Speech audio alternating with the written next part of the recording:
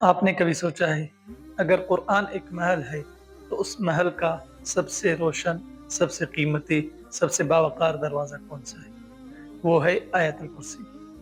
ये सिर्फ एक आयत नहीं, ये कुरान की मलिका है। ये एक ऐसी आयत है जिसे पढ़ने से फरिश्ते पहरा देते हैं, शैतान दूर भाग जाता है। नबी करीम सल्लल्लाहु अलैहि वसल्लम ने फरमाया, जो शख्स सोने से पहले आयतुल कुर्सी पढ़ता है तो अल्लाह ताला उसके ऊपर एक फरिश्ता मुकर्रर कर देता है जो पूरी रात उसकी हिफाजत करता है।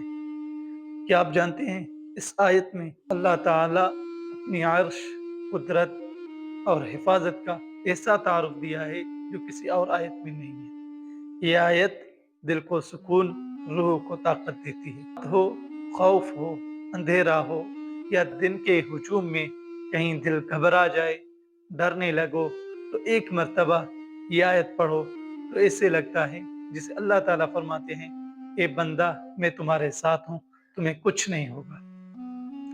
आपके कारोबार, आपके बच्चों, आपके दिल और दिमाग और आपके ख्वाबों के इर्द गिर्द अगर कोई चीज ढाल बन सकती है तो वो है ये आयतुल कुर्सी। शर्त ये है यकीन, मोहब्बत और तवक्कुल के साथ।